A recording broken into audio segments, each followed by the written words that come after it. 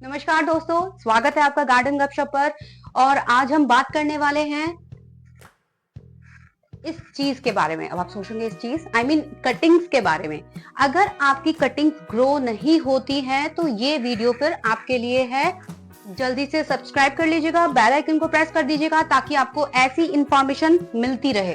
अब हम बात करते हैं, देखिए बिना बकवास किए, जो बिगनर्स हैं तो नई कटिंग्स उनकी नहीं चलती हैं, कैसे ग्रो करें। तो ऐसे में सबसे पहले इंपॉर्टेंट बात यह है, छोटे छोटे प्लांटर्स का इस्तेमाल करें।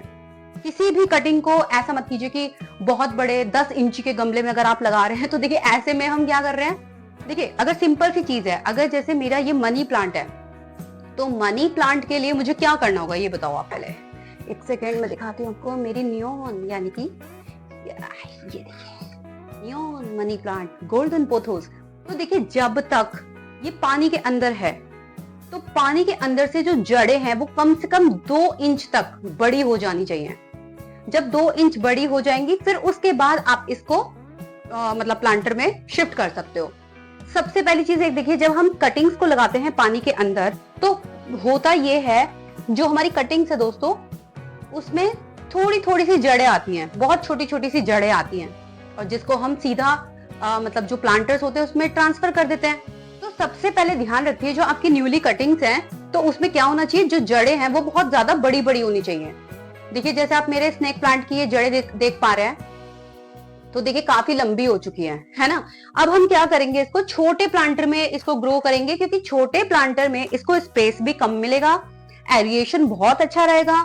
इसके अलावा हमारी जो नई कटिंग्स होती हैं उनको ज्यादा स्पेस की रिक्वायरमेंट नहीं होती है। तो अपनी एक एक कटिंग को छोटे छोटे प्लांटर्स में रखिएगा। अब ये मत सोचिएगा कि अरे ये तो खर्चा बता रही है कि अरे छोटे छोटे प्लांटर्स खरीद लो, बिल्कुल भी नहीं बता रही हूँ मैं। ये देखिए ये मेरी दही आई थी इस डब्बे में, तो मैंने इसको देखिए पेंट किया और देखिए मेरी जो ये कटिंग है इसमें चल रही है अच्छे से। इस कटिंग को, ये कटिंग जब मैंने लगाई थी ये बहुत छोटी सी कटिंग थी, तो अगर मैं इसको बड़े उसमें ट्रांसफर करती ना तो बड़े जो प्लांटर्स होते हैं उसमें एयर गैप्स बहुत जल्दी जल्दी बनने शुरू हो जाते हैं न्यूली कटिंग्स के लिए। तो हमेशा ध्यान रखिए जब भी नई कटिंग लगानी है तो छोटे से प्लांटर में लगाइए। अब जो यूज एंड थ्रो होते हैं ना डब्बे, आप उनको भी इस्तेमाल कर सकते हो। ये देखिए हमने तो इस्तेमाल कर रखा है। तो यहाँ पे मेरी जो पर्पल हार्ट की कटिंग है और यहाँ पे छोटा सा टर्टल वाइन है, वो मैंने आज ही लगाया था। बट ये जो आप कटिंग देख रहे हो ना, इस कटिंग को तो कम से कम 2 हफ्ते के अराउंड हो गया है। तो मैं आपको ये बोलूंगी, नई कटिंग्स के लिए सबसे पहले जरूरी है कि जो आपकी पानी के अंदर जो कटिंग्स लगी हुई हैं उनका बड़ा होना। दूसरा, प्लांटर का जो साइज है वो छोटा होना चाहिए।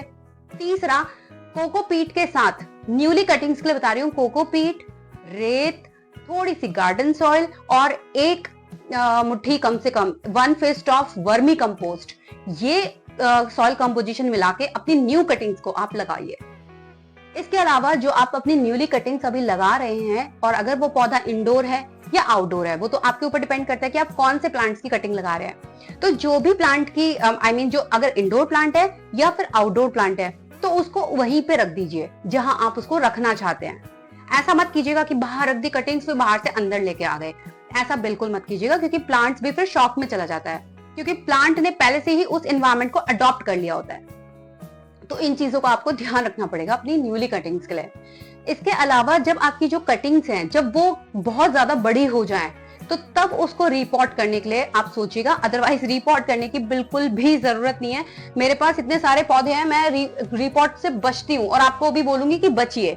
ये देखिए कितना ज्यादा मेरा ये सिंगोनियम कितना बुशी लग रहा होगा ना आपको, और देखिए बहुत छोटे से प्लांटर में लगा हुआ है ये।